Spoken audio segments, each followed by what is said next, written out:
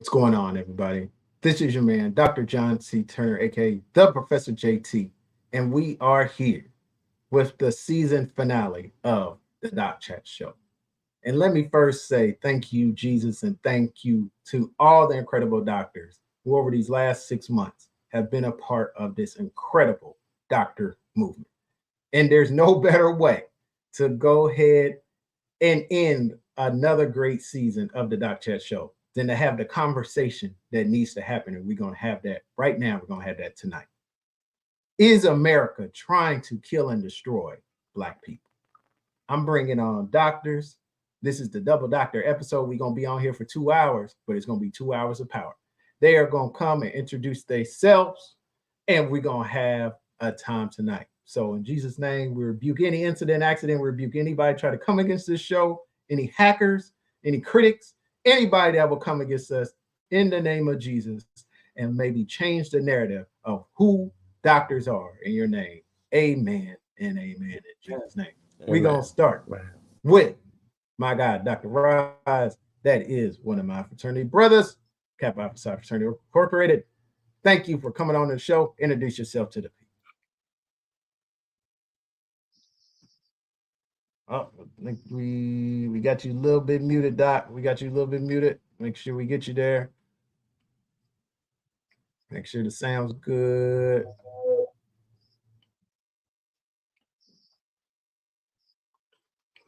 Well, I think you're a little low, on the little low side. It's okay. It's okay.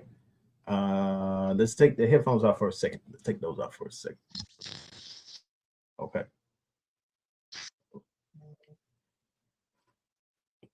All right. Unmute yourself there.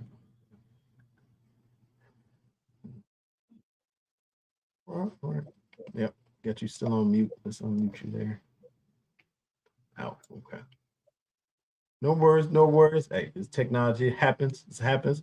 Let's go ahead and go to Dr. Dennis Whitfield. We appreciate you coming on the Doc Chat Show and introduce yourself to the people. I'm certainly glad to be here on the Doc Chat once again. Like you said, my name is Dr. Whitfield. My field is IO psychology for short, and I have a specialization in leadership development and coaching. I graduated from Walden University. So something that I'm trying to work on right now is my podcast is called Higher Level Learning, and basically it's a platform to talk about different books and different issues, and invite different guests to comment on those certain books and those certain issues that may come up as special topics. So that's what I'm working on right now. We love that. We love that. All right, Dr. Rise, you're up. I think we got you, man. Like I said, it's all right. We're gonna try again. How we doing? Is that audio better? Yeah, the audio is good. It's a little bit of echo, but just when we talk, we'll go ahead and get you muted. But you're in good shape. Go right ahead. I'm gonna Introduce that down a yourself. little bit. But I'm Dr. Rastaf Geddes. I'm a preclinical research scientist. I study traumatic brain injury, and I have Geddes Neural Network, which is a nonprofit organization that teaches education, career training around neuroscience, as well as healthcare and wealth care to our community. We love that. We love it. And my friend, who's on? Dr. Trent Watson. Welcome to the Doc Chat Show. Once again, my brother, go ahead. Let us know a little bit about yourself. I think we got you on mute. Go ahead, unmute yourself. Welcome to the show. I am happy to be here, in spite of all the challenges, like you said, with technology and the weather and Wi-Fi. But I am Dr. Trent Watson. As the shirt says, Dr. Watson. I am a high school principal here in Memphis, Tennessee. Received my doctorate degree from the University of Arizona. I am excited about tonight's topic, just trying to make a difference with these young people here in the greater Memphis, Tennessee area. Love it. We love it. Dr. Doris, we appreciate you tuning in. All our commenters, everybody that's tuning in, I'm telling you, if you want to jump in on this topic, jump on right in. We want to know your thoughts. We want to know if you're hurting today. We want to know if it's something that you need, that the Doc Chat Show and these great doctors are here to help you out with that. So without further ado, I'm going to jump into where we're here to talk about. And I'm telling you, it's going to get real. So you better buckle up, folks, because let me be flat out honest. We tired. We are absolutely tired of what's going on to our people. And I'm gonna give you some examples of what exactly I'm talking about. So let me get this tab up here. And we're gonna start with something that just happened just the other day. Something they're not talking about very much. Not the fact that this man was successful, because everybody's on the bandwagon, but how they came at this man. Commentators. We have this particular point I want to make sure we make. It would be surprising to me to see TCU hang a 500 on the Buffaloes in the season opener. We know that didn't happen. We got individuals that talk about, I doubt success will come overnight. These people were shocked by this man, ladies and gentlemen, because success of Black people can be intimidating to folks who do not like the success of Black people. But I'm about to get into some heavy stuff, so hold on. Now let's look at what we consider the racial wealth gap and what they're doing to Black people in our neighborhoods. New research from Georgia Tech shows investors are most likely to push out Black and middle-class homeowners from neighborhoods. Is this a real thing? Is this still happening in our day and age today? Folks, it is still happening today. Let's look at what's happening as we had affirmative action shake up not just education, but it shook up corporate America. 6 DEI leaders left senior roles in Hollywood. And is it part of a problem? And it's absolutely alarming. People know and see what's happening right now. Let's look at some other diversity roles. And we start to realize that since George Floyd, these roles are disappearing. This is not a fake notion. This is real talk, real stuff that's happening, that these roles are disappearing from our world. And we cannot continue to let these things happen because it's really mind-boggling. Let's look at the wage gap, gaps by race. The notable wage gap of workers by race, those of Asian ancestry have higher weekly median incomes than white, Black, and Latinx individuals. There's something else we want to make sure we point out. Make sure I got this here so y'all can see it. Black and Latinx workers have the lowest weekly median income, with Black men and women making more than Latinx men and women, respectively. This has obvious consequences. According to research, Black and Latinx families were twice as likely to have no or negative wealth in 2019. No or negative wealth in households for us is alarming and is very, very horrible and disruptive. Let's look at the homicide rates. If we look at homicide rates, in 2016 alone, there were 38 deaths per 100,000 population among male African Americans. Can you look at this number and realize how shocking that is, that that many homicides are happening among just African American males? And we continue to look 3 years since George Floyd's murder, and the killings of Black people still rages on. 26% of Black people killed in America by police just last year. And mind you, everything that I'm showing you is right now. It is happening in 2023. There is nothing I'm showing you that is not 2023 based. And so if you look at these numbers, 2020 year George Floyd was killed, around 1,159 people lost their lives in encounters with police. The following year saw even more Americans killed by police. In 2022, US police killed more people than they had in a decade. Black people accounted for 26%, or 313 of those people killed. And this year alone, already 61 of the 363 killed by police so far have been Black people. Let's continue on, because we're not done. This is the world we're living in right now. As we look from 2020, 2023, officers were only charged and convicted in 3 killings of Black people. As we look at the first lines, the conviction rate of police officers remains exceptionally low, with no officers charged in 98.1% of killings between 2013 and 2022. In 2022, only 3 of the over 300 killings of Black people by police resulted in charges being pressed. They're not even convicting the people that are doing the killings. If we look at DeSantis and what's going on in our state of education, how they're blocking African American studies courses, not just in Florida, but also in Arkansas. And how even the College Board is stripping it down African American studies, because we have to remember, if you don't have African American studies courses in your education system, how do they learn about Black people? How do they learn about what we went through? And now we get to what's just happened in the last few days.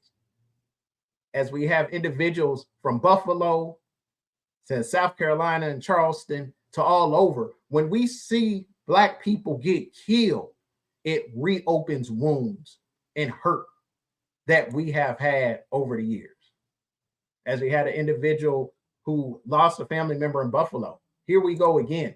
It keeps happening over and over and over again. After these killings, the grief and pain that they're going through. That's what we're going through every time we see this, every time this happens. And finally, this just happens the other day. There was a gentleman that was ready to go into a church and shoot up the church in the last few days. Now, only reason he didn't do that was because there was no room in the church. That's why he did not go in there, and they pushed him away. Of course, we have what's happened in Jacksonville. Only reason he did not go on Edward Waters campus and shoot up that campus because he was pushed away by the police officer. I hope people's eyes are open. This is the Doc Chat Show, and I'm going to let these doctors go at it. And we appreciate Chase for tuning in. Hey, many Black people have been getting laid off, more than what we're accounting for, more than what people want to see. Now, I know a lot of people aren't going to tune into this possibly. They're not going to want to say anything because they don't want people to see that they care, but we care.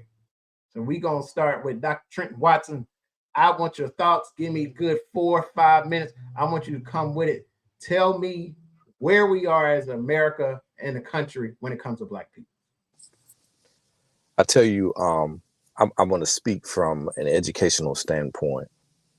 It's very critical for our students, our children, to know their history, because as the old adage says, if you don't know your history, you're doomed to repeat it. And one of the things that I try to push every day is our children understanding, not being or not falling for the banana in the tailpipe. Yeah. Don't think just because you're able to do certain things or you have certain privileges that things have changed so much that there aren't people out there that want to see you suppressed. They want to see you depressed. They want to see you repressed. They want to see you oppressed every single day.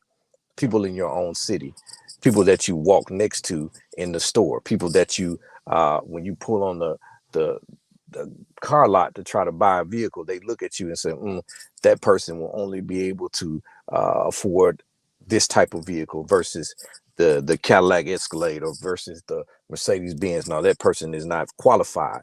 Or when we walk into a bank and we're trying to apply for housing, this person is not ready for this type of loan. This person should not be getting this type of money to move in this type of neighborhood. Not knowing that that person is a doctor, a medical doctor, and can afford not only that house, but 2 more. There you go. Because people automatically make assumptions about who we are just because of what we look like. Yeah. They make assumptions about who we are just because of our DNA. They make assumptions about who we are just because of the zip code we grew up in. Yep. See, the area where I grew up in is one of the poorest zip codes in the continental United States. But guess what? It has produced some very major people who are doing some exceptional things. But we have to, one of the things that we have to do is we have to get out of our own way. And when I say that, I mean that we have to bind together and stop pushing against each other, because that is what's causing the divide. That's what they want to see. They want to see us pushing against each other. They want to see us divided, because a divided house is not going to stand for very long. And so we got to do our part. We got to stop playing these games. Stop worrying about who is running the show. Stop worrying about who's in charge, because you know what? At the end of the day, it's enough cake for all of us to eat. Good. That's good right there. And that's the bottom line for me. I love it. We just getting started, folks. We just getting started. We appreciate the amazing comment. Reginald, I'm telling you, Black people need to motivate themselves. That's the word. That's the flat out word. And they're not doing it. They don't want to do it. And we have to realize if we're not wanting to do it for ourselves, who's going to do it for us? We have to. We appreciate everybody checking out the Doc Chat Show. How you feel? Honestly, how are you feeling about the state of Black people in America? We're going to go to Dr. Dennis Whitfield. Give me what you got, my good brother. Let me know what you're feeling. Let me know how you feel about this, because this is a topic that definitely needs some direction. Well, first I want to say I agree with everything Dr. Trenton said. We've got to first start by working on ourselves. And I'll just use myself for an example. Many years ago, I was listening to a radio station actually, and I heard the commentators at the time. They were talking about how people use a lot of profanity, and the person said, the question was, why do you think a lot of people use a lot of profanity instead of using regular, per se, English words? And the person responded by saying that they think that a lot of people use profanity because of a lack of the ability to find a better word. And so when I heard that, I immediately got offended because I was one of those people that used a lot of profanity at the time. But then I took that hard look and said, well, wait a minute, let me try this thing out. And so every time I wanted to say a curse word, I tried to replace it with a different word. And I found out that it was not so easy. So that was a learning point number one. But then another thing that happened to me was I was reading my emails, and you know how people send those chain emails that a lot of them are supposed to be funny and entertaining. And so one day I heard, I opened up an email because the subject said Blacks don't read. Wow. So I clicked it and I opened it up, and the only thing that it said was, if you ever want to hide anything from a Black person, put it in a book. And so I didn't find that amusing. I did read it, and I thought about it.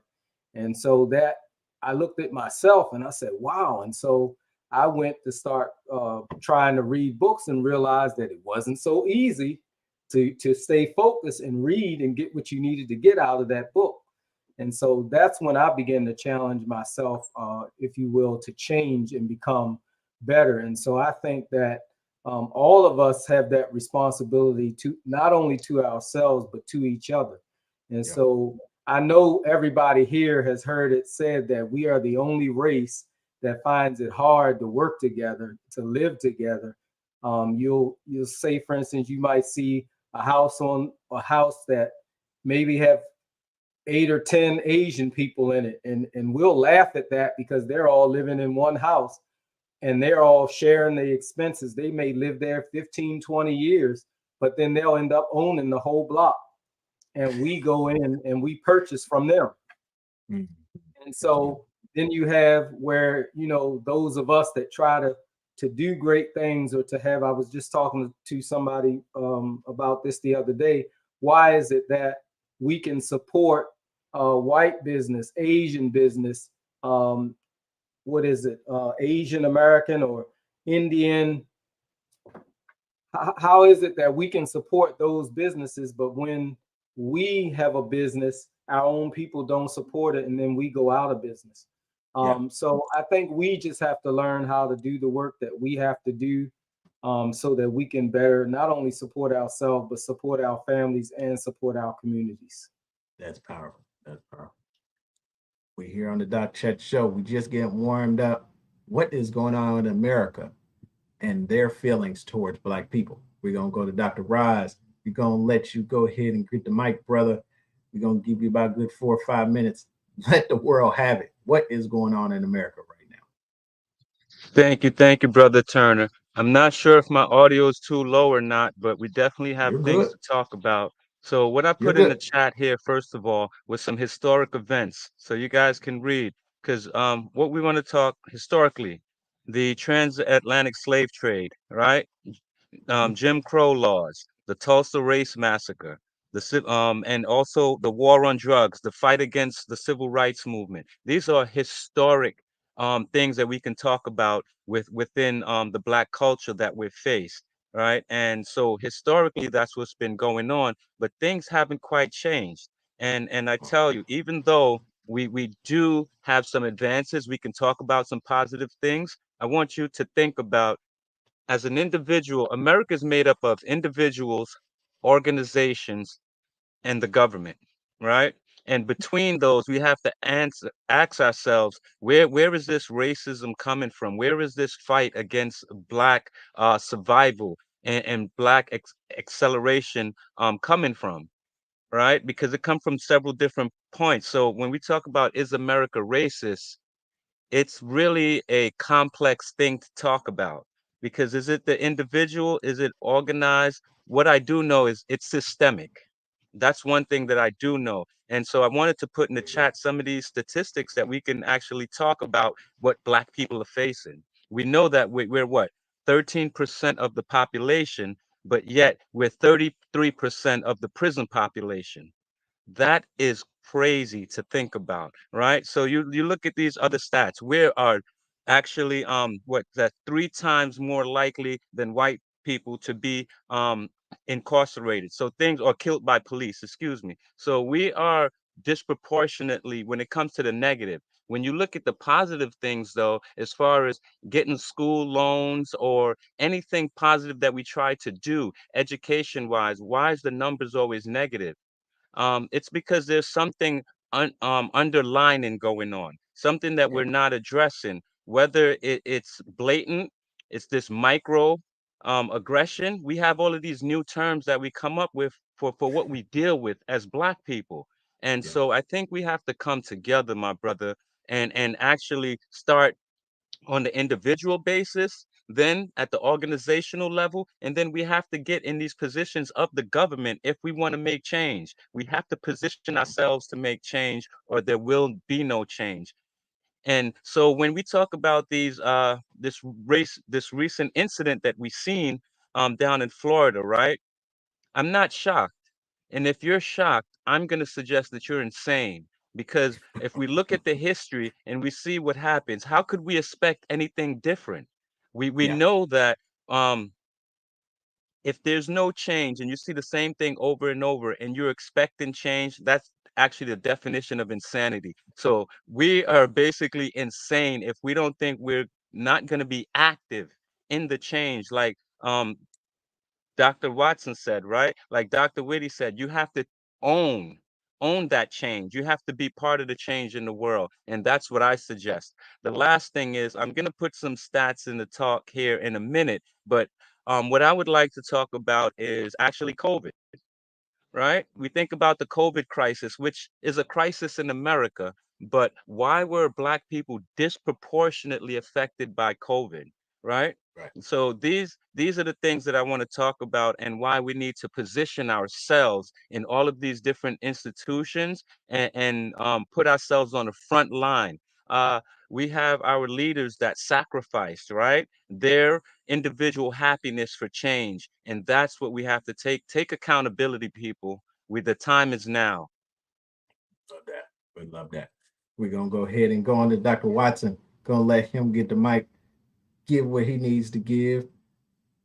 Tell us your thoughts. Where are you at right now? What is really happening that we need to bring some solution to, some direction, some answers? What can we do? Is there something that can be done? Or are we just in a situation where we just stuck like Chuck? Well, the situation is like for myself, I'm in a neighborhood at this very moment that is a food desert, a retail desert. Uh, it's really a real estate desert because a lot of the houses that are in this area where I am, it's destitute, and we have children living in these homes, and we have people that are trying to raise those children in these homes. And the messages that we send out, a lot of my kids have never been outside of this neighborhood. Yeah. A lot of my kids feel like if they go from one side of town to the other, that's an out of town trip for them. And that's the dangerous thing because they don't know anything else. They haven't been exposed to anything else. I'm taking a group of kids to a play at the Orpheum Theater They think that's the greatest thing in the world because they've never been exposed to that. It's what we have to do. We have a job. Our job is to expose these children to all of the things that they're going to need to be successful. If we don't do that, then guess what? We are not a part of the solution. We are the problem. Not a part of it. We are the problem. We have to expose them. We have to give them the tools necessary. Now, will all of our children use those tools? No, that's not going to happen. But it won't be because we didn't expose them. It won't be because we didn't give them an opportunity. It won't be because we didn't lay it out for them. We have people out there that really want to see our children be successful. We have people out there that really want to see our children be the best that they can be. And that's my job. My job as a Black male educator, principal, teacher, whatever you want to call it, is to inspire these kids to be more than they thought they could be. And all of the things that's happening is a reality that they need to open their eyes and see that, guess what? The more things change, the more they stay the same. But who is going to be the change that they want to see? That has to be you. That's good. It has to be you. We are tired. We are burnt out. It is enough. Too many people have fought, bled, and died so you could even sit in a school building. And I tell you what, in my school, I tell my teachers and I tell my students all the time, they can forget about a lot of things, but they will never forget about Westwood, because we are not going to allow them to forget about Westwood High School. Because if don't nobody else scream and holler, they principal sure will. We love it. Absolutely love it. We're here on the Doc Chat Show, folks. Dr. Watson, Dr. Roz, Dr. Whitfield, I'm telling you, they coming with the truth, because the truth is not being told. Dr. Whitfield, what's some solutions, my brother? What can we do? Is there anything that can be done? And what are you even coming into contact with or seeing that it's like, wow, we got to do something right now? Well, one of the things that bothers me, and I agree, I'll use my neighborhood, for instance. I live in Petersburg. In the area that I lived in, there's a lot of dilapidated homes, a lot of dilapidated business buildings. A lot of the businesses have shut down and moved to Richmond or other parts of Virginia. And so, you know, it's a lot of hopelessness in and around the city. Some of the things that bothers me that go on is obviously the population in prison, the pipeline, as Dr. How do you say it? Goudet, did I get it right? Dr. Roz, I'll say Dr. Roz. Dr. Ross is real fine. Dr. Ross, because I'm really a scientist, RAS. Okay, Dr. Roz, and when he talked about the stats, it just made me think of the fact that America has the most prisoners in prison, like over 2 million. When you look at worldwide statistics stats, we put more people behind bars than any other nation. It's become big business to keep people in prison, in particular people of color. I remember once I lived in Leavenworth, Kansas, and before I got there, I looked at the statistics of the makeup, the demographics, and it had a huge number. I don't remember what it was, but it was a huge number of people of color. However, when I got there, I was thinking, well, where are all these people? But what I didn't realize was the majority of those people that they were talking about for the demographics, they were actually in the prisons. Leavenworth has like a major prison.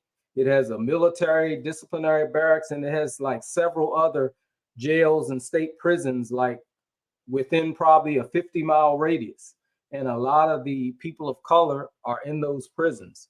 So I think the first thing we have to do is educate our people about what is going on. And some of it, like you said, people have to be willing, but we have to put it out there and put it out there in education. We have to be creative at how we present it, because there's a lot of people presenting information very creatively, but it's not the type of information that we want people to get. You know, I think about the new, now I know that there are a lot of people that are for the new laws that legalize marijuana for different reasons. But one thing I cannot stand is to go through our neighborhoods and I see neon lights everywhere advertising vape stores and marijuana, because as far as I'm concerned, that is what is keeping our people oppressed. They live in a fantasy world and can't get out of it. And so I think we've got to do a lot to educate and just do a lot more than what we've been doing. I've had opportunities to share with younger people, not just young, but old too, but in particular younger people who might run into me and they see me as being different than they are. They may look at something I have or something I have on and they'll question me.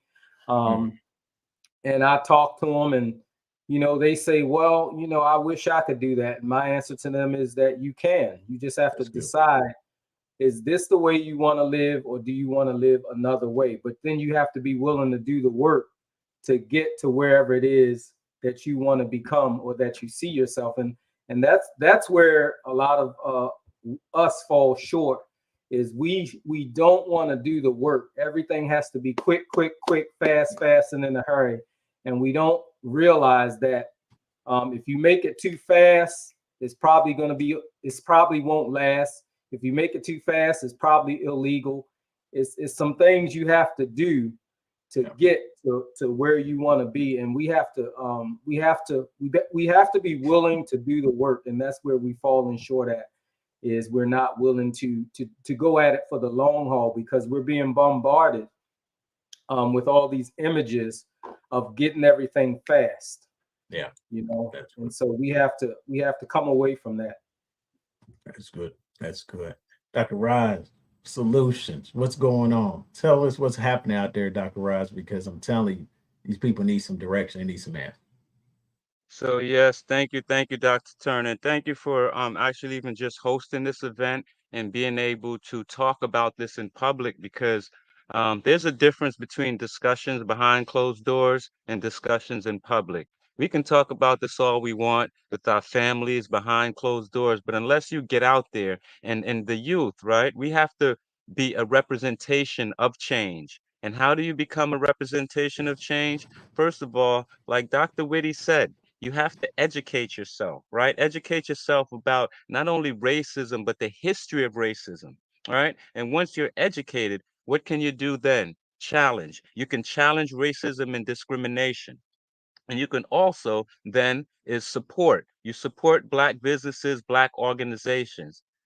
People are not going to like this one, but this the system we live in. You have to vote. You have to get out and vote. Utilize the system. Otherwise, change the system. If you don't want to vote, you have to change the system, and then you utilize whatever current system that is that we're in. Get active. Be an activist, an advocate for change. So these are just 5 of the things that I think you can simply do, and I'll put that in the chat as well. But these are the things we need to do on an individual level, on an organizational level, and then on a national level. And then we can go global.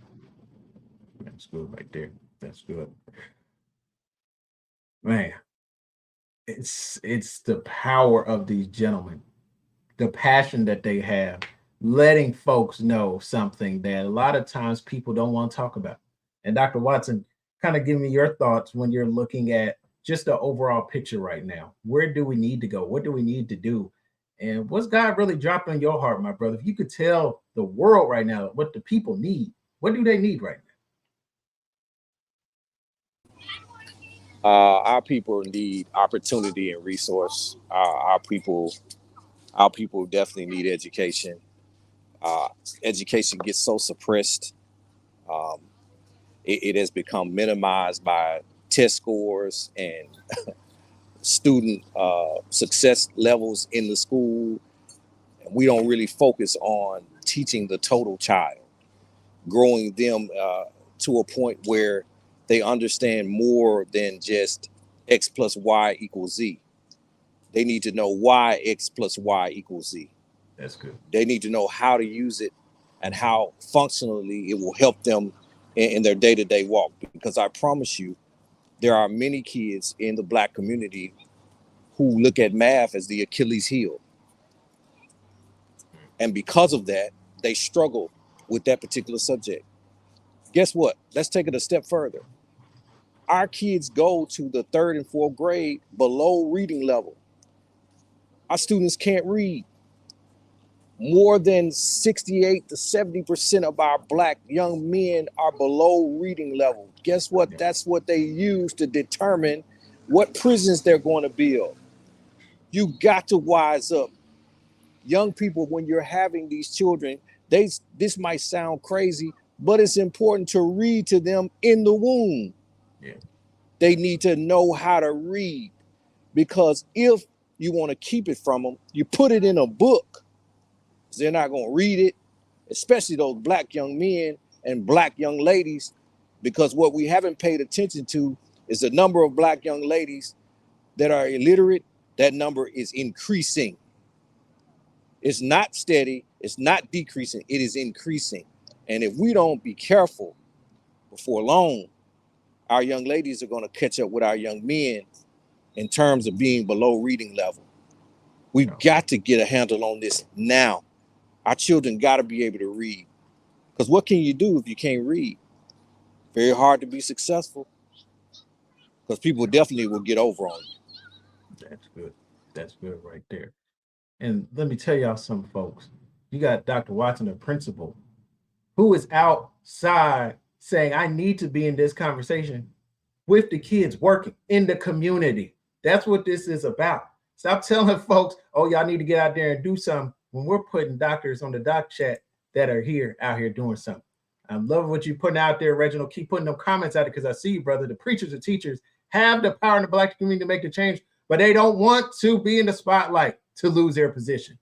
Boy, that right there will tell you a whole story. And we appreciate you checking in, Marianne. Marianne is dropping the dime. Look, we on LinkedIn and YouTube right now. You can check us out on Dr. John C. Turner, my YouTube page. We're here. Share it all you want. Share it to the world. Share it to the mass. Because the sad part is, just like we came in and said, these people are not saying what these doctors are saying right now. And we still going to be here, and we're going to tell them the truth. So Dr. Whitfield, you're up, my guy. Tell me what your thoughts are. What's next? What do we need to do next? Because I'm telling you, come with some powerful stuff, my brother. What I think we need is we need more communication. We need more connection. I feel like with everything that's going on with social media, with gaming, we're losing the communication. We're losing the connection. And so I like what Dr. John Maxwell, he said, everybody communicates, but few people connect. And I just want to say, a lot of us, we believe that, well, I can communicate. I communicate every day, but we fail to connect with the people that we're communicating with every day. We don't establish that connection. And that's why when we talk to people about what they should do or the opportunities that are out there, they don't hear us because we haven't established that connection. And so a lot of people think they are great at communication, but what they're really great at is just expressing themselves. All right. But we express ourselves and we don't connect with anybody. And so we need that connection back. Put down the gaming systems and start playing board games with your family like we used to do a long time ago. Get away from the reality TV shows and actually go outside and play with the people in your neighborhood like we used to do a long time ago. Everything is, you go to work, you come home, you go in your house, nobody's outside except the people that are working the street. And then everybody's in, it used to be a time where my parents said, don't come back until a certain time. You had to go outside. You had to be social with people in the neighborhood, and you could not come in the house unless it was the emergency. We had to be creative. To drink. That's it. If you needed a drink of water, you had to find that faucet on the side of somebody's house and get a drink of water. You had to go to the bathroom. You had to find a wood line somewhere. But today, it's people are, just sitting at home on the games or watching reality shows. And so when they come in contact with the real world, they don't know how to communicate. And that's why you have a lot of our people getting killed when they get pulled over by police, because they don't know how to communicate. Now, I get it that a lot of these, and I'm pretty sure that Dr. Turner mentioned this before on one of his shows about how the police are actually the ones that should be de-escalating situations, but are in fact most of the time are the escalators of what's about to happen. And so us in particular, we've got to be smart and be de-escalators when we come in contact with people who work in law enforcement who are not there to protect and serve us. All right. So we have to learn how to communicate, and that's not going to happen if we're not being socialized the right way. And so we got to look at all these distractors that are out there to distract us, like a lot of the social media platforms, a lot of the gaming systems that our kids stay on all day long. Just all kinds of stuff that is out there that is grabbing the attention of not only youth, but adults too. And it's holding the attention. And so when people get into the real world, they don't know what's real from what's fake. And so I think it's going to start by reconnecting with ourselves, reconnecting with our family, our children, reconnecting with our community. And so, I'll just say this one last thing. Where I live at, I'm surrounded by some neighbors, and on one side, I have some neighbors that I would just say they appear to perhaps may not have a lot. And then on one side, I have some older neighbors who they're elderly and somewhat handicapped. So when I go outside to cut my lawn, I not only cut my lawn, but I cut both of my neighbors' lawn, and I'll clean it up. I'll clean up the trash, and I'll clean up trash from off of one of my neighbor's side that there tends to be a lot of trash on. And so a lot of times they'll come out and they'll say, well, you don't have to do that. Now, the other side, I'll say the other me want to say, well, why? You're not doing it, but I don't say that. I just do it, right? Yeah. And then the other people on the other side will say, well, thank you. I'm glad you're doing that. And I'm just saying that to say, this is a way that you can make a connection with the people around you without actually necessarily saying anything. Sometimes it takes a while for you to establish that connection with them, because you may not be able to do it just by speaking or just by saying something or just by waving or whatever. Sometimes it takes a process to build that rapport and that connection. It may take days, weeks, months, years, but you will know the moment there's a connection. You will know because it'll be given to you. Yep, that's where it is. I've got a connection. And that's when you begin to educate people or pull them in and try to guide them or steer them in certain directions. But if you do it too quick, you'll lose people, and then they'll go the opposite direction that you're trying to encourage them to go in. So, like I said, I think it's all about connection and communication, and we have to be very strategic. And you can't do it the same way with everybody. You have to. It's just like children. You communicate with one way. You communicate with the other another way, based on what you know about what you know about that particular child. And so you have to be very strategic. And once we are patient enough, empathetic enough, and caring enough, I think we'll reestablish that connection. Love that. We absolutely love that. Dr. Rise, what you got, my brother? What can we do? What can we do?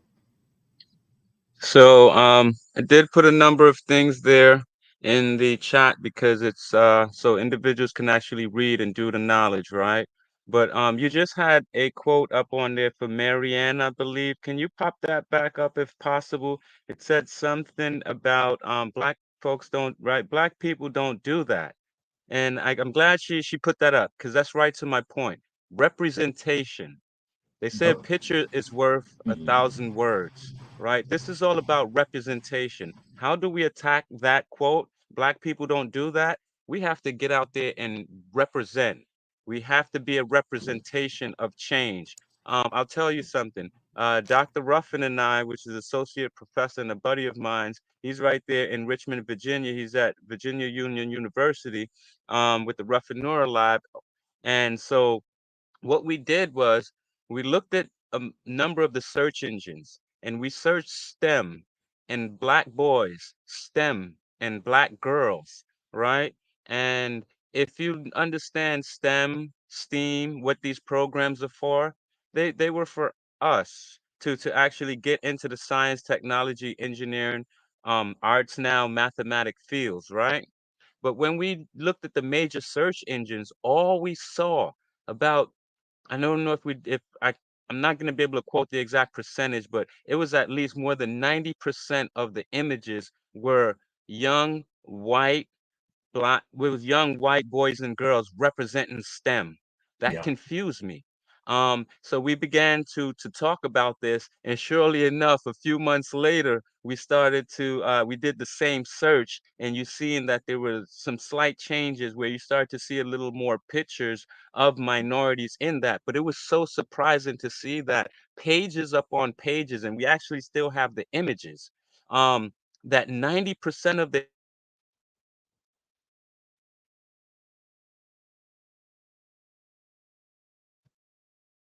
Like we got him paused a little representation bit. is what we have to do to attack that. Oh, black people don't do that. Well, we have to get out and represent that. All of these things we think that black people don't do. We're here now. We're gonna give these brothers some final thoughts before we go into our next doctors in waiting. And I'm telling you, they're gonna come with just the same amount of fire as these great doctors. So, Dr. Watson, tell folks what are some last steps, what are your last thoughts, and also where folks can find you, man, because you're doing some great work down there in Memphis. We're proud of you, brother. Brother, I appreciate it. But my final thoughts are, again, I appreciate being on the show, and what we've talked about has been great. Um, we have a lot of work to do, but there is promise because there are people who are concerned about the future of our culture, future of our lives across the board, across the spectrum. And it is important that we keep the fight going. We got to fight the good fight. It's important. We can't give up. We can't throw in the towel. Our children deserve the best of us so we can get the best of them. You can definitely find me on LinkedIn because as Doc said, I don't really do social media. You can always look up Westwood High School in Memphis, Tennessee, see the great things that we're doing here at Westwood. We're trying to build a new culture at Westwood. We're protecting the brand, as I tell my kids and the staff every day, to protecting the brand because we're going to change the game at Westwood. And shout out to all the Westwood alumni and everybody that's been a part of this journey as we've gotten started here at Westwood High School. We're excited about what's happening in Memphis, Tennessee. We absolutely love it. That's Dr. Trenton Watson, everybody. We appreciate you, my brother, and the great work you're doing, and appreciate you always showing love to the Doc Chat Show. We love it. Absolutely love it. Dr. Whitfield, my brother, tell us what are next steps that you have in your heart and mind and where folks can find you.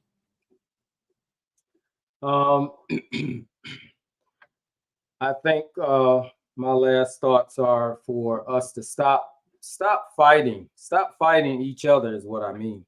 Stop fighting each other, stop talking about each other, stop gossiping about each other. Start learning about each other.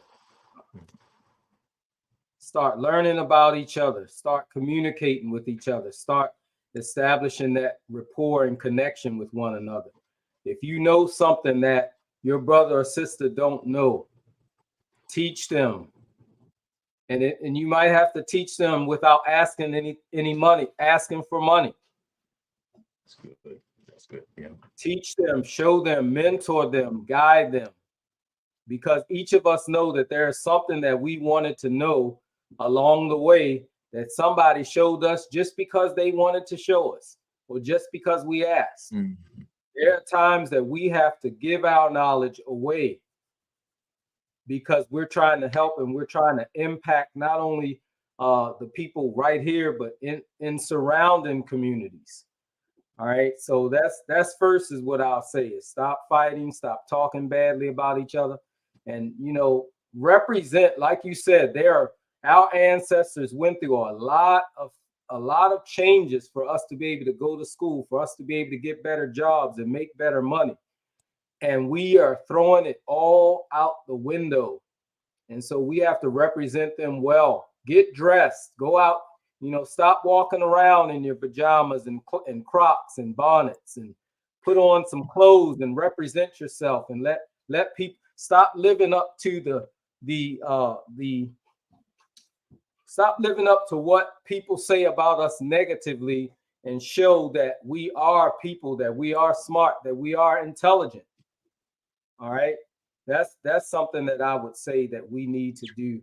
And I think once we began to work together, and people see that we can work together without fighting, then they'll take us more serious. All right. But as long as we fighting each other, it's just going to continue. We've got to stop with the crab in the barrel mentality. We got to stop we got to stop acting like a bunch of fleas who can't go, Yeah. a certain height. I like to tell people the sky is the limit only if that's where you choose to stop. All right. So we have to do what Dr. Ross said. We have to educate ourselves. We have to be activists. We have to be bold, courageous. We have to get ourselves out there.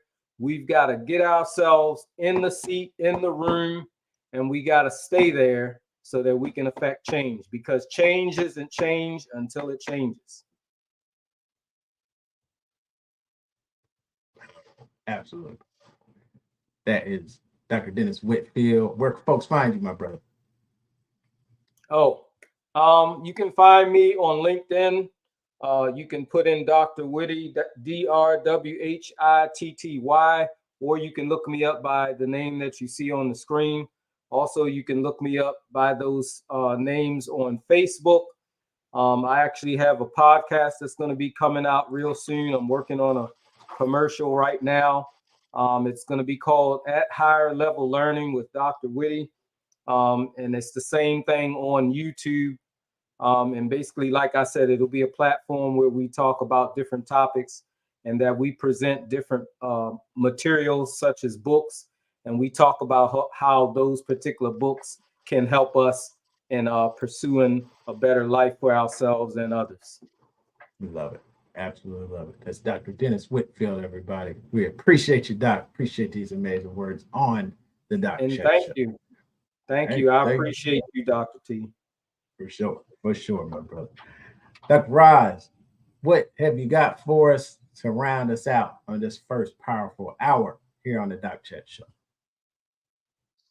So to round this out, I'm gonna say, first of all, I can't say anything that Brother Malcolm hasn't said, Brother Martin Luther King haven't said, Marcus Garvey haven't said, right? Sidney Poitier you can look at. So we have some historical figures that we can look at. These issues aren't new. But I'm gonna hit you with something different right now. If you guys think things are bad now, right? We minorities are considered that minorities, right? And you see everything that we're facing.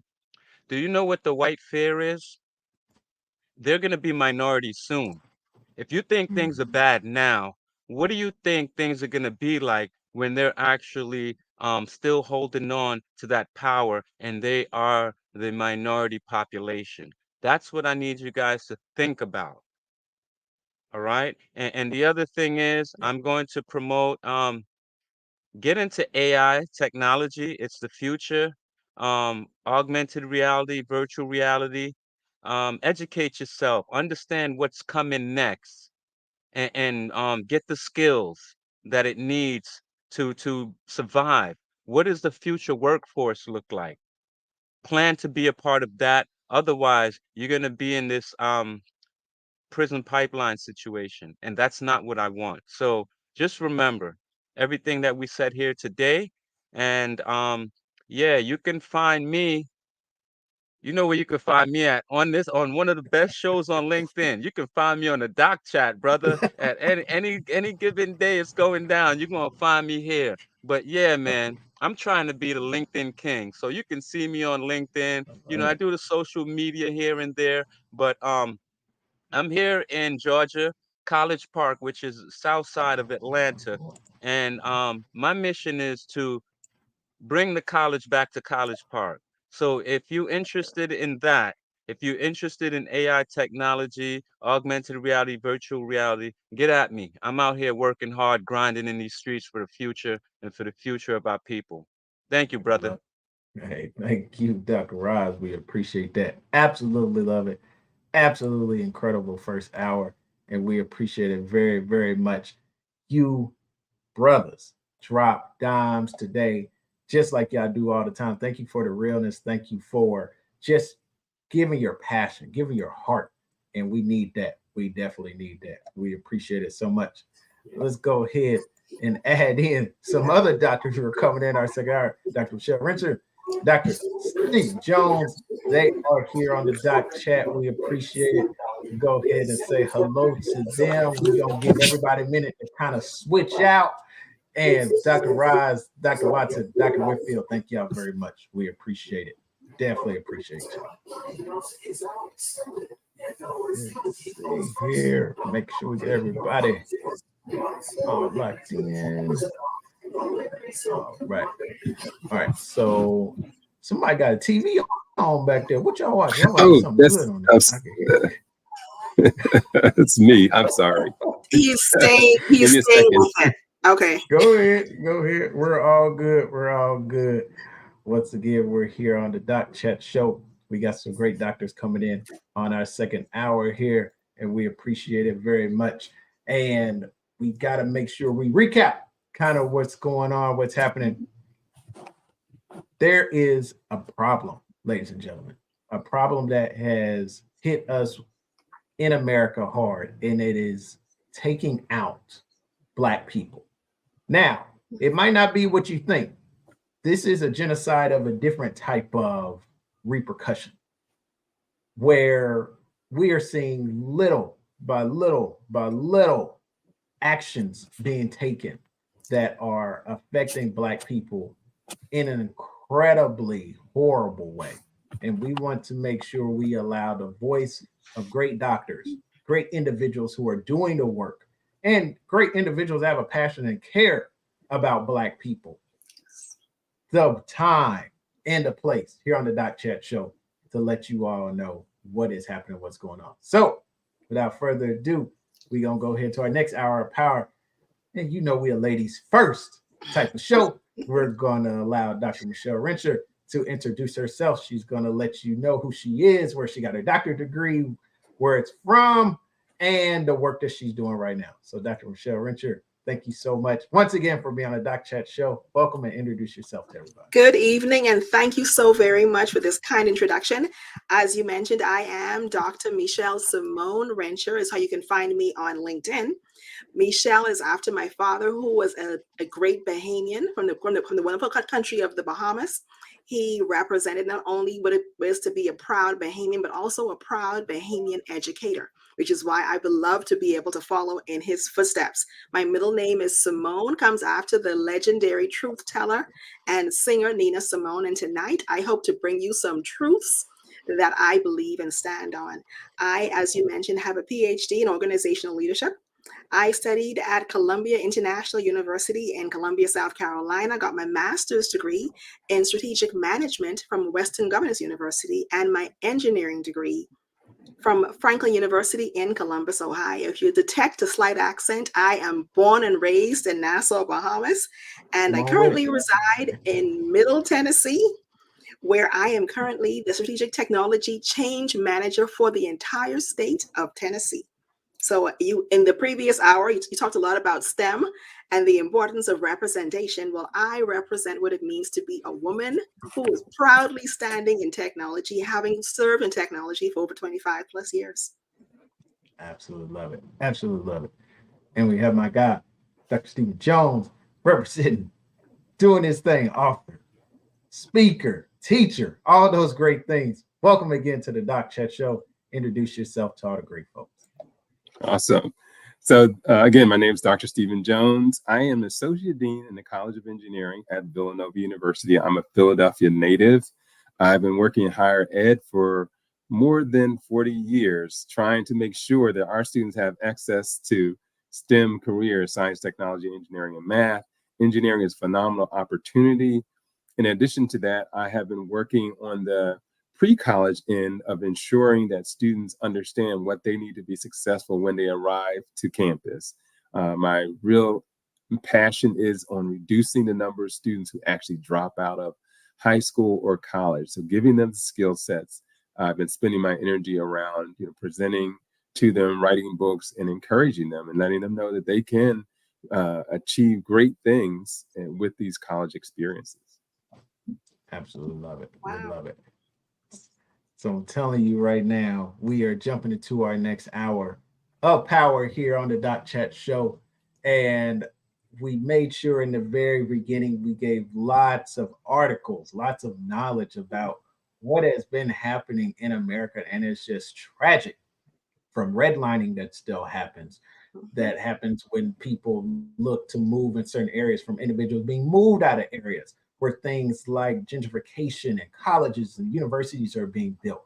When you look at what's happening with affirmative action, and not only did it hit the colleges and universities, but it also hit our corporate America, where DEI individuals and individuals that might be chief diversity officers, which is primarily white individuals who are in these spaces. When you look at the killings that are happening and the percentage of Black people being killed, not only from police and from communities, but also from COVID, which we had great Dr. Rise talk about those different types of things. So we're going to give it to Dr. Michelle Rencher. I'm telling you right now, where are we as far as America when it comes to the state of Black people? And what are you seeing? What is just troubling, and what is happening right now? Well, as you mentioned, the most recent event, the shooting in Jacksonville, Florida, having my eldest son live in Jacksonville, Florida, he, like myself, is a very big proponent of athletics. He's actually been a track coach at Edward Waters University. And so as soon as we found out where it was and how close it was to where he and his family reside, of course, the phone calls went out. And my first thought was to ask him, how do you feel? And his initial thought was obviously of anger. He was extremely confused and irate, to say the least. But living so many miles away, my initial thought, after listening to what he had to say and letting him process over the telephone and having my own self take a deep breath, I think in this season right now, we are at a very interesting crossroads. I was born in the 1970s, but I've seen enough television programs, I've been to enough museums. In fact, this past weekend, my family and I went to the Legacy Museum in Alabama. And it was extremely heart-wrenching. My mother has never seen it before. And so she was a child of the 60s, but being raised in the Bahamas, did not experience a lot of the atrocities that occurred in the South. And so we took her to the museum, we walked around, and it has an entire experience that goes from the legacy of the 1700s all the way to the prison pipeline. So there's a lot to unpack as you walk around the museum, a lot of artifacts, a lot of footage. But even in that experience, I felt a very strange similarity to what is happening today. I think a lot of what we're facing today is very, very similar to what I'm imagining a lot of our ancestors may have experienced. I think the difference is that we have social media. The difference is that we have the internet. And so each of those platforms, whatever platform you're watching it on, it happens real time. And so similar to what I'm imagining persons may have felt when they heard about Emmett Till, and it took a while for the news reporters to arrive back and forth from Mississippi and then eventually on to Chicago, we can find out and we hear things immediately.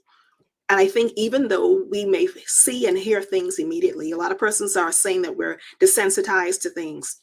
I don't feel desensitized to anything.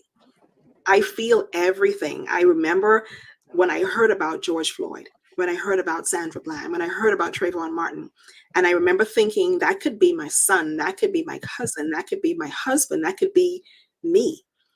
I don't feel desensitized to any of it. And as we discuss the state of academia, as a person who has benefited from affirmative action, every single step of my academic journey from pre-K, where I went to Florida Atlantic University when I was maybe 2-3 years old, because they were piloting a pre-K program for students and students who had children, I benefited from that.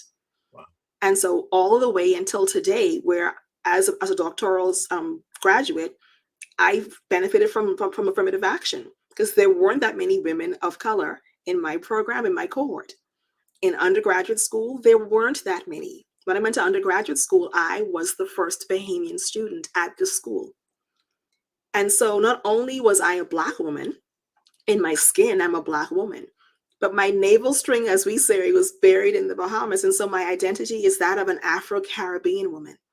And so it's always something in the presence of my skin when I walk in the mall, when I walk into even a CVS pharmacy. If someone looks at me kind of left or looks at me kind of right. I went to a pharmacy just today, in a pharmacy in the town where I live. I've been living here for over 15 plus years. And a lady did not want to serve me in the pharmacy. Now, because I had to get the products that they were serving in that particular store, I drove to the other side of town and met a gentleman who was happy to serve me. Now, again, that could have easily gone way left or way right. But it's also a keen understanding for me to remember that the experiences of what happened a decade ago or decades ago or a lifetime ago for many people is not erased. It's very, very prevalent. It's very present. So for me, it's important for us to stay aware. One of my favorite quotes is that paying attention and constantly wanting to learn, having a desire to be a lifelong learner, is the only way to not only survive, but in truly, really thrive. So a lot of words there, but for me, if we're going to thrive into the next season of life, whether it be AI or whatever is going to be next, we have to pay attention, and we must consistently be lifelong learners. So, Dr. Jones, I'm curious to hear more about your experience when it comes to encouraging young people to remain lifelong learners. But for me, that's my intro. We have to pay attention what's happening around us. We must stay vigilant. We must stay aware of what's happening. And we must also be aware of what's happening in literature. We must read constantly. We must consistently be interested in learning. Stephen Jones, see that I already tossed you the mic, my brother. I appreciate you. You know, the Doc Chat, Black people in America. Where are we right now? What are your thoughts? Well, I was thinking about the prison industrial complex and how that affects our community, and how willing people are or those who put policy in place are to put out anywhere between $56,000 to $100,000 a year to hold a person in prison and resist educating people in our cities. And I bring that to a conversation about Pennsylvania. For example, in the suburbs, Pennsylvania was giving to the students anywhere between $15,000 to $18,000 per student each year. But in the city of Philadelphia, they were giving $8,000 per student. And it had to do with the politics, because in the middle of the state, there aren't a lot of Democrats in the middle of the state, but they, in a way, outnumber us. You have all these small counties, and each one of them get to have their own elections. So we recently had a battle at the state level to get better funding across the board. And it was won, but there's still no money. So the case is won, but there's still no allocation of funding to make it happen. So we're still in the same situation, but we'd rather spend this money to easily put people in prison than educate them. So I think we have to be engaged in all aspects of that pipeline in terms of the policies. You know, a lot of times policies are set. We're not sitting at the table where the policies are set. And so we had to recognize that we need to be in those places as well, where we can have an influence on the decisions that are made regarding where we go and what our opportunities are. Another thing I was thinking about also in terms of roadblocks and challenges, now this takes you into the education realm. If we're sending all of our children to prison, we're not giving them an opportunity.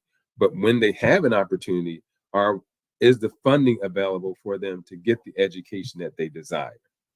Or are they locked into systems where they won't be able to get the best education possible? And as I see the cost of college, I don't know, as I know that down south, the cost of college is much less than up north, you know, where colleges can be anywhere between $50,000 and $85,000 a year. I remember when we were in college and $25,000 a year was like an exorbitant amount back then. But it is a tremendous load, and it's been the good benefit of it has been more Black students are applying to Black colleges. And I will say, this is a little commercial here. There is a HBCU app where you can apply. You apply once, and it goes to every last historically Black college and university. So it's an HBCU app that everyone should know about. So I think a lot of it has to do with, there are a lot of things in politics, making decisions, making sure that our young people vote. You know, again, people who are voting on policies that favor them, who are more senior to the young people. But the young people need to live in the new age that's about to happen. So we need to be advocates. And one of the things I was saying, how can we get every event that we have, whether it's a picnic, whether it's a dance, that we have a voting registration table at every event. Wow. Whether we're having a wedding, I'm probably exaggerating, but all these events where we're gathering, why not register people? And I think that, so the ball, sometimes I think we had to constantly think of what are the best strategies for us that will work for us and where we're at and with what we're doing. Another thing is parent engagement. So we are faced with a challenge of single parent households where, you know, we want parents to go to parents' night, but if you're a single parent and you have to work 2 jobs or work at night, it's hard for you to get to school and engage with your child's teacher to help your child. So again, I think strategizing around engaging and helping parents or relatives of those children to make sure that somebody shows up for them, that somebody is advocating for them. That is another way, another challenge that we face in our community is not having the level of parent engagement. And we're the ones that can work on that and solve that. Love that.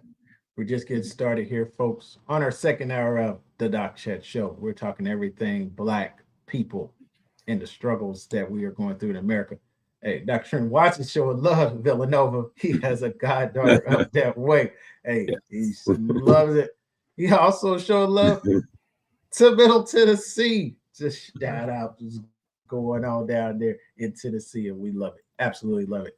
Now, big thing about the Doc Chat Show, what we have to do is talk about solutions. We are very solution driven. And Dr. Jones has already started us off on that. I know he got some more because we are here for another 45 minutes and I want to hear everything they got. So we're going to go to Dr. Michelle. Give me some solutions because there's got to be something that can be done. There has to be. Absolutely. So a little earlier in the first session, and I think it may have been Dr. Ross who spoke about, or it may have been Dr. Dennis Whitfield who spoke about representation matters. We've all heard that terminology, whether you're talking about DEI and belonging programs, whether you're talking about C-suite or D-suite, in private sector organizations, or even in the public sector. I think one of the most important things when it comes to young people, especially staying actively engaged when it comes to the educational process, and for their parents and even their wider communities recognizing the importance of engagement, is to see it patterned out, is to see success stories. And so when I think about that, I think about the movie Hidden Figures. The movie Hidden Figures, Taraji P. Henson and the whole cast, they were amazing women demonstrating what happened in the 1960s. They were, I think, working at the NASA plant. They were doing all the calculations, and they were the human calculators. But that story was extremely familiar to me. I was born in the 1970s, and I experienced Hidden Figures in Indiana in the 1990s. Exactly. Indiana. I know you're going to find this interesting, sir. So I'm with it. Northern Indiana Public Service Company in the 1990s, when I was there, the mid 1990s, had a Hidden Figures moment. My undergraduate degree is electrical engineering. There were very few spaces for women of my height and stature. There was no OSHA helmets, there were no gloves, and there was also no coveralls at that time, and no steel toe boots. And so I had to sit in the office until they figured out what to do with me. But it also meant there were very few restrooms. I happen to know how to always find a retail store. So that was my outlet in that space. But I say that just to remind us how important it is that even if there's no one that looks like you, sounds like you, thinks like you, are from your home community, it's important for you to find your tribe. One of the ways that I was able to be successful in that organization was to find people that thought like me. They may not have had my academic or even my professional experiences until that point. They did not have my home experience because I came from the Bahamas and I'm in the middle of Indiana, in Wheatfield, Indiana, to be exact. So our experiences would have been very different. But I was able to pipe into my tribe. My parents weren't around me. I had no god sisters, no cousins, no aunties, no uncles in the middle of Wheatfield, Indiana. But my tribe were persons who I was able to connect with. And so for me, one of the biggest solutions I would definitely recommend is to find your tribe first and foremost. And of course, if you are a young person, reach out to organizations if your parents are unable to give you the level of support, because maybe they have never gone where you are seeking to go professionally, academically. That may be, you may be the first person in your family to go in that space. Yeah. Don't be afraid to go someplace, as they said in Star Trek, to go where no man has ever gone before. Or woman. Or person. Let's be, there you go. DEI and B, right? Let's say person, where no one has gone before. There are opportunities to find and connect with people. So maybe you have to be, as a student, maybe you need to go on LinkedIn and find somebody who has a nice smile, or find somebody who has a similar kind of academic background that you'd like to find out about and you'd like to learn about. There are many persons I can definitely confirm who have been a part of the Doc Chat who are interested and here for the conversation. And also parents out there, if you have yourself in a situation where perhaps you don't have the kind of family or the kind of financial experience to be able to put your child, your blessed loved one, your bundle of joy in the best place that you'd like for them to go, that means you have to use your fingers for more than just texting. Maybe you have to go ahead and reach out to persons around the planet and just say, hey, who in this opportunity can help me figure out the best direction? One of the best mentors that I had when I was an undergraduate, I didn't even know the person. Never met. I still have yet to meet Mae Jemison. I happened to join NSBE, the National Society of Black Engineers, and she was a spokesperson the year I joined. She just happened to be at the convention. There were so many persons around Mae Jemison, Dr. Mae Jemison, that I thought, dare I even try and get through the crowd? It was almost like a moment of Jesus and the woman with the issue of blood. I was thinking about, should I crawl on the ground to reach the hem of her garment? But I dare not, because I had on cute shoes and pantyhose at that time. But in my mind, I wanted to do some of the things that she had done, because I recognize she's like me, a brown girl at one point. And so surely if she could do that, then I can do this. Now, I didn't pattern my entire journey after Mae Jemison, but I did make it to the PhD. Yeah. And so it took it was not quite the pathway that my parents would have imagined. Even I didn't imagine it was going to be like that. But Mae Jemison was somebody that I recognized, was like, wow, same texture hair, similar complexion. If she can do this, then I can do that. And so I think there are women all around the planet. There are people all around the planet. If you simply need to find some similarity, some commonality, then you're able to work your way out of the box that you may be in this moment. Another person that I also follow, who I look closely and see exactly what she does whenever she's bobbing and weaving, is Bazoma St. John. And so, Bazoma, if you are looking for someone to go shopping with, to buy lipstick with, I'm here for the conversation. But I think a lot of times we tend to look and see what persons do not have. And we can all say what I didn't have and what I don't have at home and what I wish I could have had. But I believe that because we live in the world of YouTube University, if it is something that you desire to understand, something that you desire to seek more information about, why not just leave that social media that is showing you love and hip hop? No shade to the hip hop community, but if that is taking up so much of your time, maybe start figuring out what you can use to switch out some of those hours and find something that is actually more productive and allow you a better stance and a better chance at a more productive future. AI is right, it's in our faces. It's not the future. AI is now. So how about you try and understand what AI is about? In the movie Hidden Figures, and this is my final point, in the movie Hidden Figures, there was a scene where the Octavia Spencer character learned about the IBM machine. It was coming into her space and she recognized, wait a minute, this thing is going to take me out of a job. And she didn't talk about it. She didn't gossip about it. She went to the public library, right? Wow, a library. They still exist in many communities, right? They still exist, right?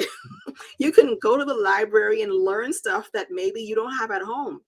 If you don't have a computer at home that allows you the access, the libraries typically have those things. They're sitting there in the corner, usually in front of the library, and it's where you find them. But she went to the library and she did not check out the book. Now, I wouldn't advise you to go ahead and go the route that she did of swiping the book and having a confrontation with the security guard. But she did take the book and she was intent on learning it. And the next thing was, she didn't want to just learn it. She wanted to unpack it, figure out what's the best way to use that information, and then she shared that information. Young people, whether you are seasoned or whether you are a high school senior, the best way for you to really truly learn something is to teach somebody else the same thing that you just learned. Because it reinforces the information, it solidifies it into your DNA, and it gives you the actual talking experience so that you feel comfortable and confident in your competence. And then guess what? No one can take away your brain cells. They can take away AI, they can take away affirmative action, but they cannot take away what you know. And I'm telling you, consulting is $1 billion industry. It is. I mean, industry right now, folks. Where you send your kids is the most important thing for school than anything else you might do for them. So what they learn from the womb all the way to college graduation, parents, that's one of the most important things you can do. Dr. Jones, tell me what you got, my brother. Well, I feel like I'm part of Dr. Renter's family because I'm working with engineering students all the time. And my passion is with NSBE because I've been an advisor for NSBE for the last 35 years and the society, along with the Society of Hispanic Professional Engineers. So yeah, I've been cued into that whole idea of we can do math and science. I just wanted to say that and put that out there, that in our community, we can do math and science, but very often our schools don't have enough math and science that are offered to our young people. And so they'll go to school, a high school, knowing they're interested in engineering, for example, and the furthest that their high school goes is Algebra 2. The student doesn't know that the child needs more than Algebra 2 to go into engineering, and the parent doesn't know. So, they get to start applying to colleges and they don't have the qualifications for it. So one of the strategies, to talk about solutions, is children can go to community college and take those credits and get pre-calculus and calculus at a community college. And so it's really important that if any of the parents are listening right now, to make sure that you're aware of what your counselor is talking with your young person about the courses that are offered, and you know that they need to take this calculus and pre-calculus as far as they can in math. Statistics is okay math, but calculus is what is required. That's good. And then also physics. A lot of the colleges require students to have physics. And so I just wanted to put that out there because I love the math and the science. Oh, we need that. Anyway, We need that. it's to my topic. But I was the first person in my family to go to college out of 6 children. So I didn't have any role models. I grew up in a place in Philadelphia called Down the Bottom, where there was a lot of gang wars and people lost their lives. And I just feel blessed to be here today, and that God has given me all these additional years to be helpful to make this happen, that we can see this future that we see. And I've actually now seen some of my graduates bring their children to my university and be in my programs, my Saturday programs and summer programs and so forth. And we just need to find a way to get more of our children engaged in these types of opportunities as well. You have to ask your school. They won't automatically tell you that these things exist, especially if you're in school, you're African-American that's in a predominantly white school. They're not going to tell you everything that's available. They're not going to tell you about, I found out about AP classes.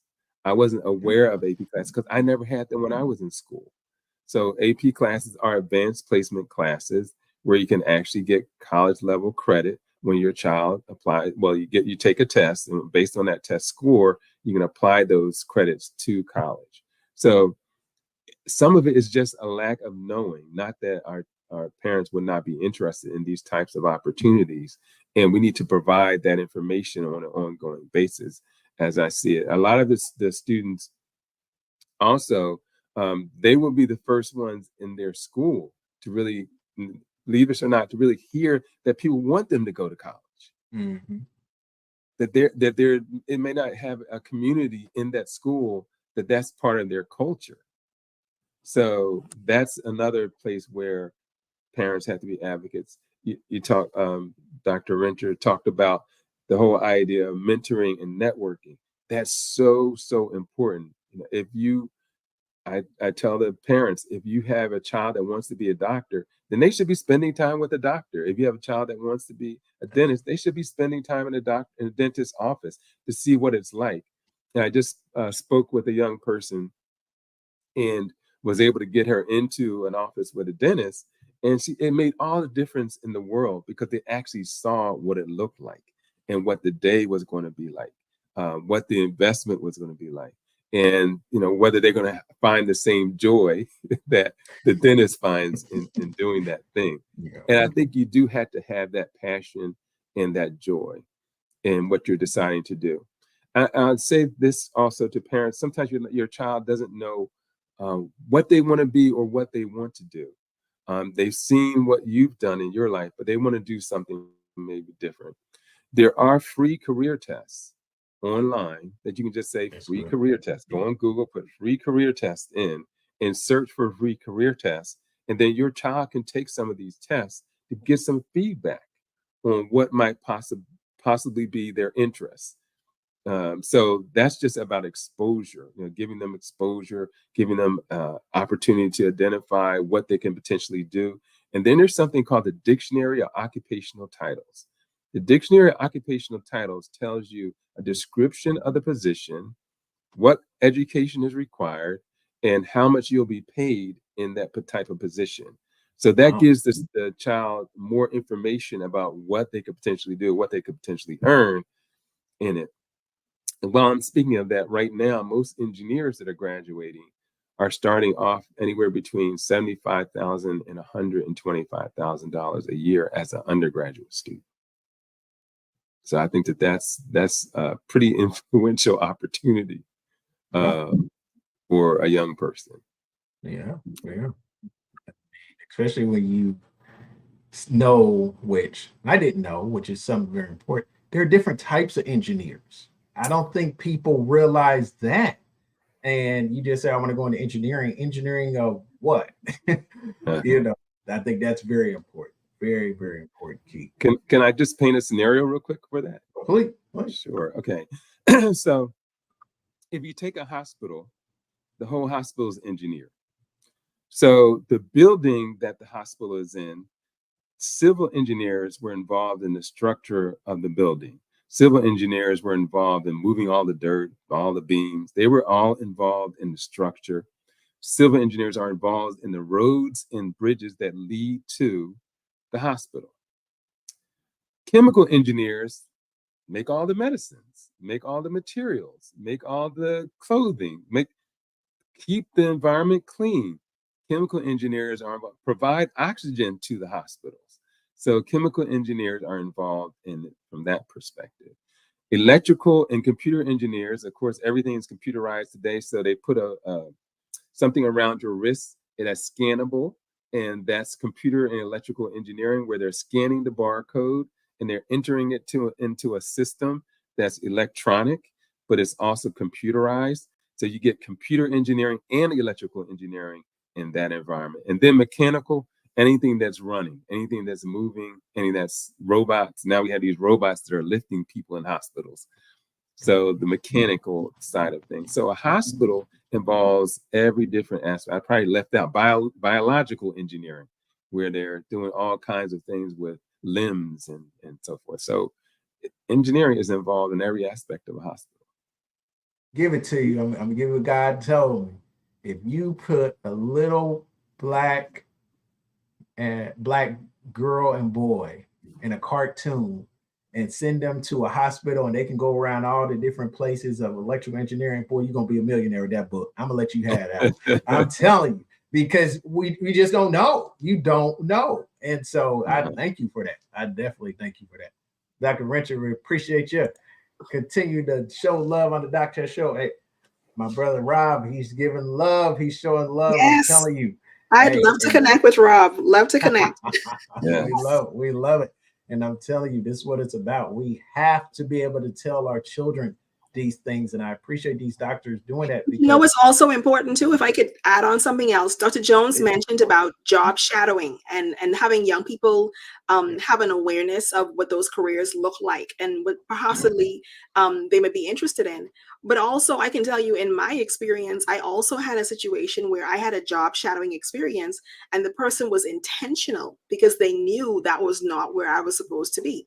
My desire when I was, I think, 15 or 16 years old, still in high school in the Bahamas, I wanted to be a makeup girl behind the counter selling fashion fair lipsticks.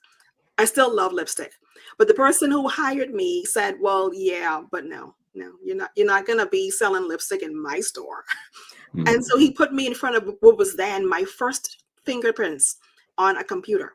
The computer actually sent I was doing data entry for inventory systems from all of the what was then called the Mademoiselle boutiques in the Bahamas, sort of like a Macy's makeup counter, but it was all over the Bahamas. But my job was simply to go to all the locations on my little clipboard, write down, 2 tubes of pink, 2 tubes of red, and whatever color eyeshadow, do the actual data entry and send it by fax machine. How old fashioned is this?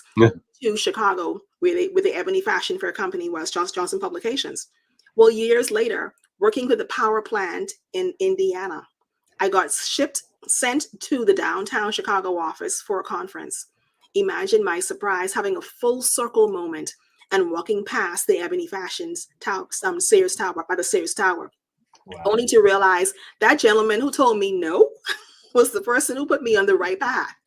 And so sometimes we need to have adults who are not only going to push our young people into those STEM or into any discipline, but to make certain that we have enough people who are bold enough and brave enough to say, no, that is not where I see you going. I see so much more in you. I love you to the moon and stars and then some. And I believe you are designed and intended to do so much more.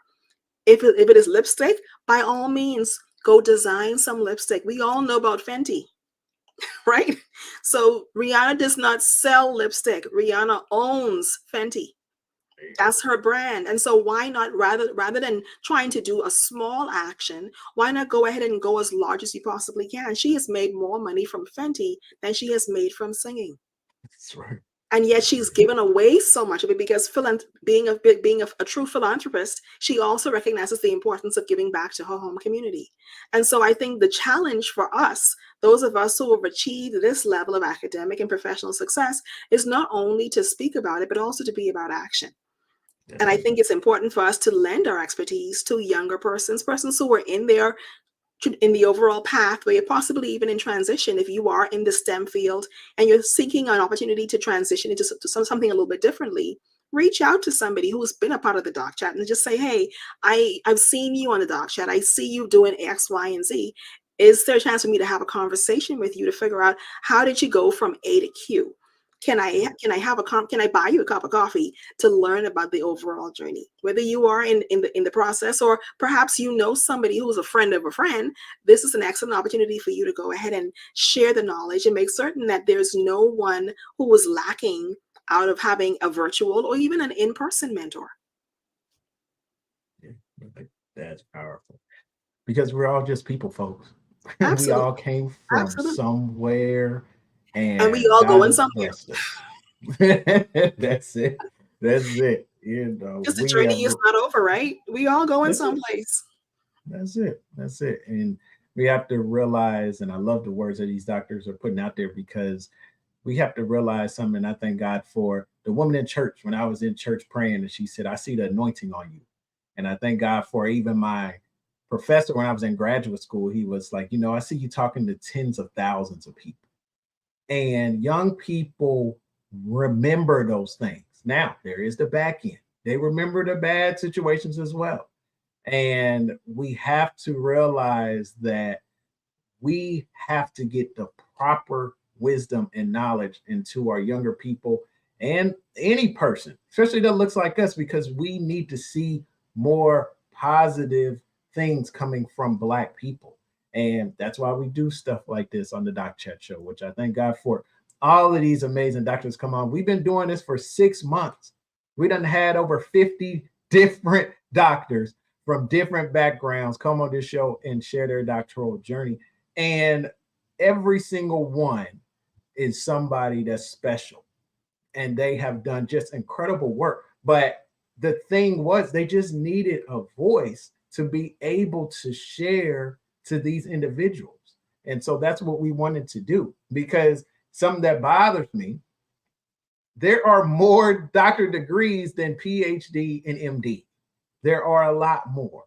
But it's not just the distinction of PhD and MD, it's what you could do with those different things. Just like Dr. Jones was talking about engineering. So we have doctors doing all kinds of things in all kinds of different places, especially as Black people. And that's why we're talking today, because we have to change the narrative. That's what we want to make sure we're doing. We're changing the narrative. So Dr. Jones, kind of go back to you. What are next steps for Black people? Where do you think the future should be? If you could create the future, what do we need to be doing?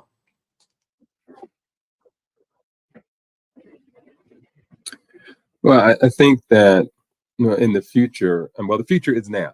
What we're doing right now is going to affect 5-10 years down the road. Right. So, and we just had this affirmative action issue with the federal government, and knowing that that's happened, we have to be real advocates with the local colleges to make sure that we still have access to those colleges, especially if we know that we have individuals who graduated from those colleges. This is where we need them to be more active and influencing to make sure that the doors still stay open for young people who want to attend those universities. So that's one aspect. We need to make sure, as we look moving forward into the future, that our young people are prepared so that they can manage the different responsibilities that they'll have once they get out there on their own. Now, I sometimes I'm biased toward college, but trade schools too. Trade schools are opportunities for students to have gainful living as well. And there's an education that's required. You just can't go out and be a plumber. You just can't go out and be an electrician. You just can't go out, you know. So there are careers now around flying drones. That's right. Huge. There's Huge. going to be a huge career around the autonomous cars, autonomous trucks. All of it may not require an actual degree. They might require training, or they might require an associate degree at a minimum. Some of them may require that. So knowing that, but we need to be aware of all the opportunities as we move forward into the future and not be afraid to take advantage of them. Because if not, we'll be left behind, and they'll keep progressing. The robots that will be out in the community.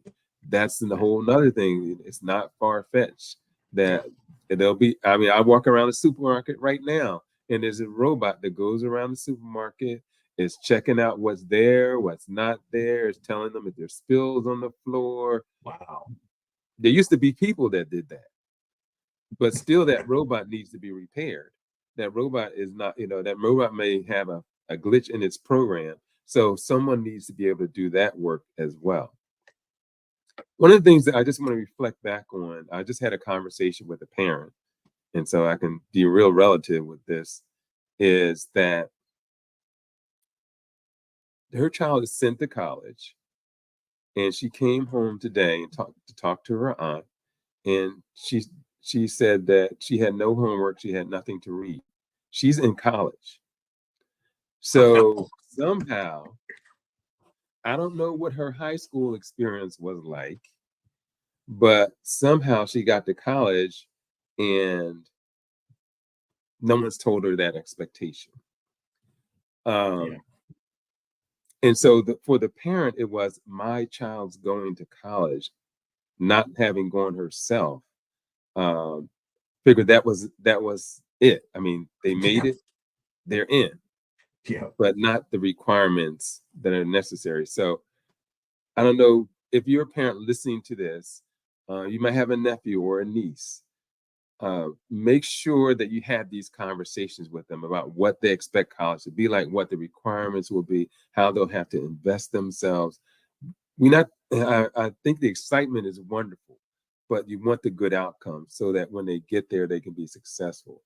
What I always tell the parents is, if there's a summer program that transitions your child from high school to college, they're called summer bridge programs. You have your child engaged in a summer bridge program so they can be more successful when they go in. In fact, from my experience, many of the students who come in, and when they meet a student that's been in a summer program, think that they've been there a year already.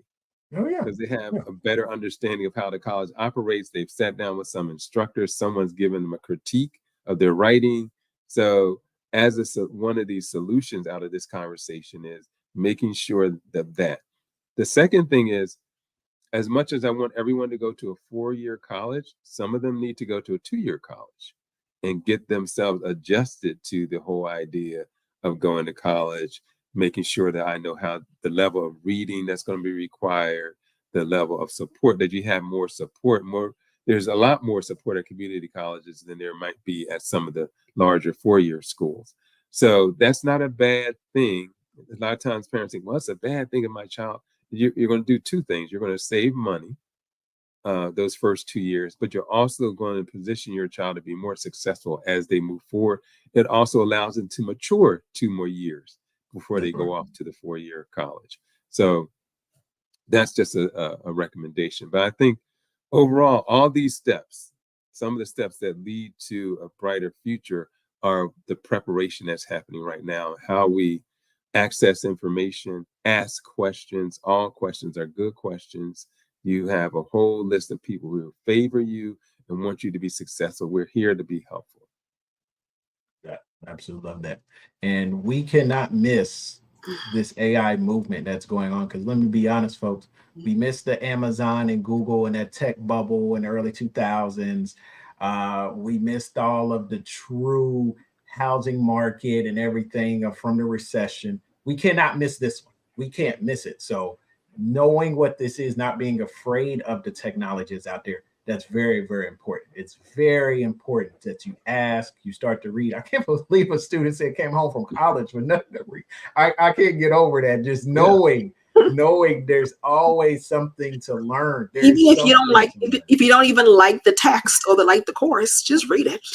Yeah, and ask somebody what you can jump into and get knowledge in, because I'm telling you, we miss out so much sometimes, and Dr. Jones went into it, sending the kids to college and just thinking we've made it. But I talked to somebody years ago. I remember they were from Africa, and they said it blew their mind coming to America and seeing that we gave graduation celebrations for individuals graduating high school. He said, in my family, individuals didn't get graduation parties till you graduate with your doctorate degree. Thank And you.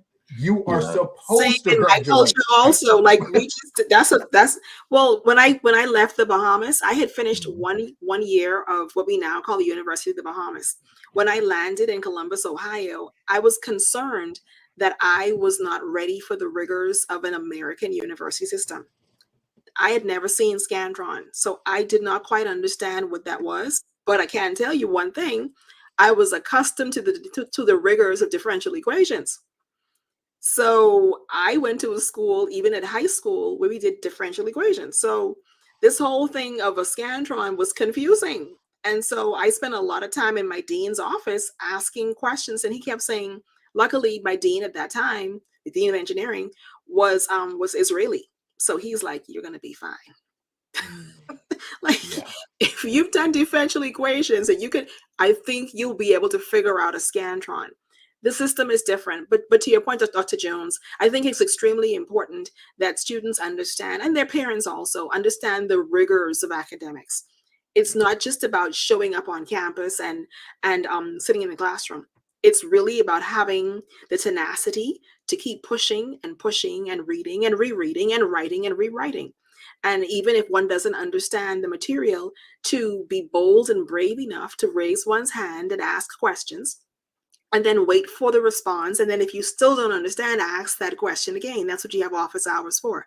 But I think a lot of times students, when they walk into that space, they are uncomfortable, especially if you are excessively in the minority. If you are from an underserved community, it can easily be intimidating. It can easily be, and that is why it's so important to have representation. It's so important to have persons outside of that space, perhaps, to say, listen, you can do this. I really have every confidence in you that you really can do this. Everybody isn't born and reared and wired that way. And so that's why in an academic institution, it's so important to have academic mentors and persons like yourself, Dr. Jones, who have not only finished the rigors academically, but have chosen to stay in that space, to be that light and be that voice of reason, to say, listen, young people, you can pattern your journey differently from my journey. But if I can do this, then you can do that. And I think that is so extremely important, because when I went to undergrad, there was no one that looked like or sounded like me. But I think I had a different personality, and that I was motivated a little bit differently, that I knew coming from the Bahamas, there was no going back home till you finish. That's not a thing. I mean, we didn't even go home for spring break. So that's not a thing. You work during spring break, you work during the summer, because you have to pay for the next semester, pay for the next year. It's just differently wired when you are an international student. But I think if you are a student that is born and raised in a community that perhaps you are the first, it is nothing wrong with being the first. If anything, it is an amazing journey to be the first.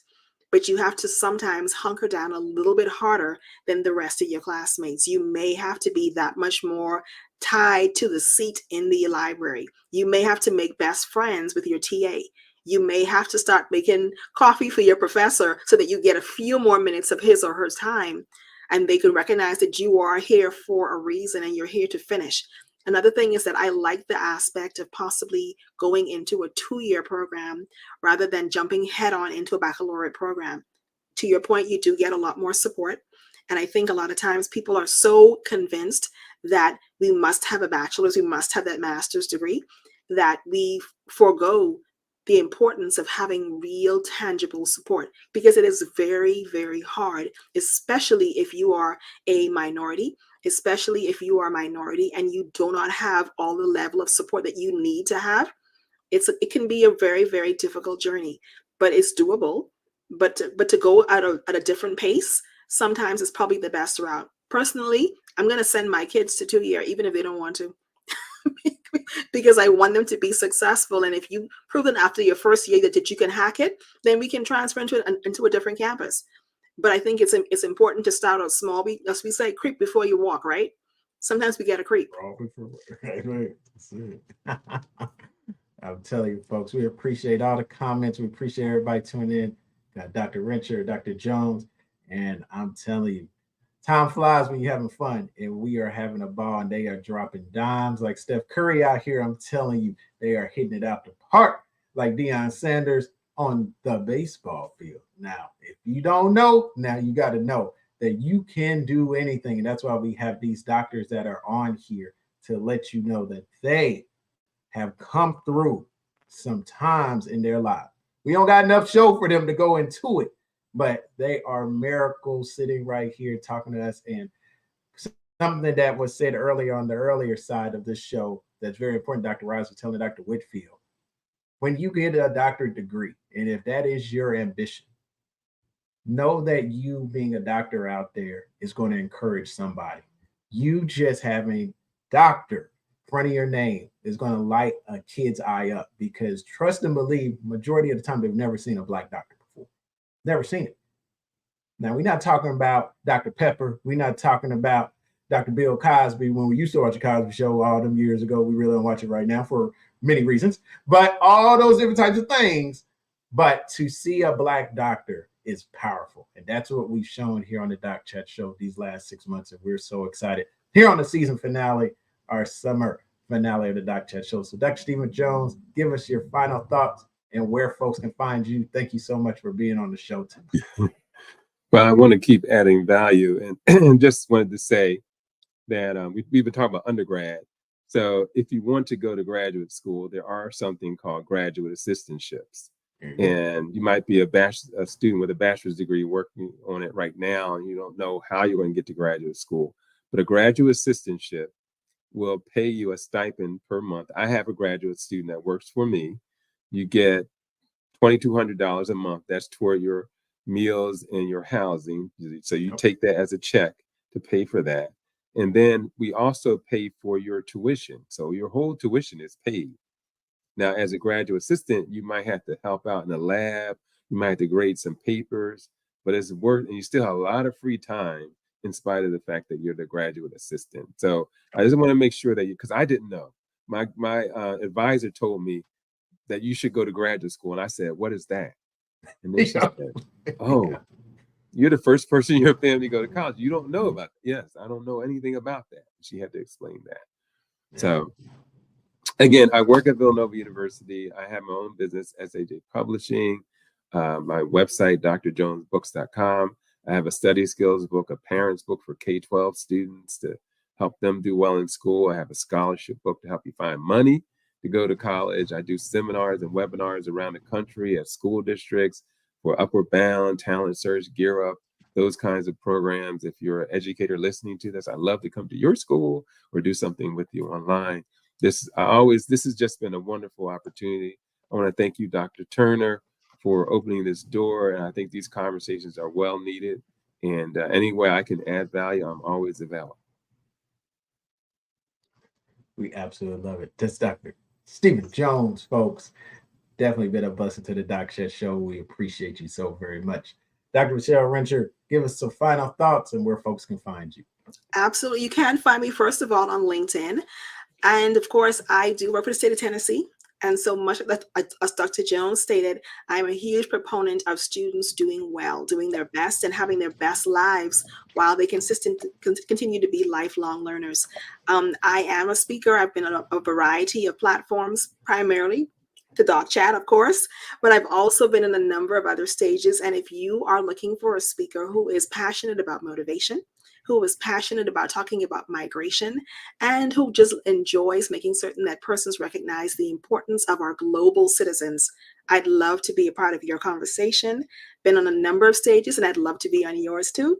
Dr. Jones, I will be connecting with you because I do have some middle schoolers who need to get beyond middle school, so I may need some of your publications, sir. And Dr. Turner, you've inspired me to put pen to paper with your discussions about motivation.